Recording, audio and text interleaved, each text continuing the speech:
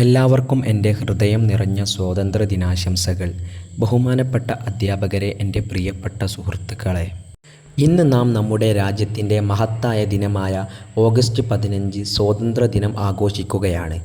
1947 August 15-നാണ് India British ഭരണത്തിൽ നിന്നും സ്വാതന്ത്ര്യം നേടിയത്.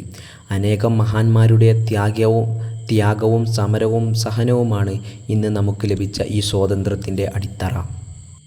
മഹാത്മാഗാന്ധി, ജവഹർലാൽ നെഹ്റു, സുഭാഷ് ചന്ദ്രബോസ്, ഭഗത് സിംഗ്, സർദാർ വല്ലഭായ് പട്ടേൽ തുടങ്ങിയ അനേകം സ്വാതന്ത്ര്യ സമര സേനാനികൾ സ്വന്തം ജീവിതം രാജ്യത്തിനായി സമർപ്പിച്ചു.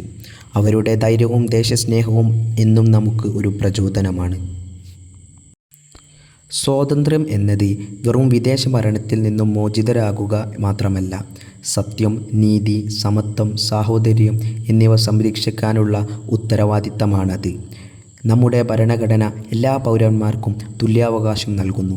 അതുകൊണ്ട് തന്നെ മതം, ഭാഷ, ജാതി എന്നിവയുടെ പേരിൽ വിഭജിക്കാതെ ഭാരതീയർ എന്ന ബോധത്തോടെ മുന്നോട്ടു പോകേണ്ടത് നമ്മുടെ കടമയാണ്.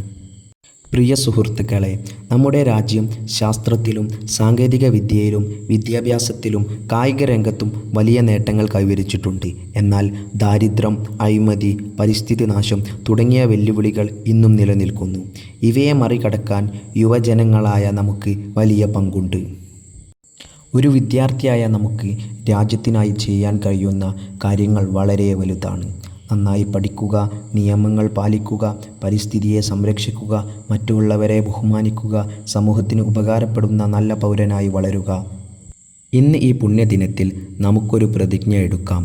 രാജ്യത്തിൻ്റെ ഐക്യവും അഖണ്ഡതയും കാത്തുസൂക്ഷിക്കാനും ഇന്ത്യയെ കൂടുതൽ ശക്തവും സമാധാനപരവും വികസിതവുമായ രാജ്യമാക്കാനും നാം ആത്മാർത്ഥമായി പ്രവർത്തിക്കും.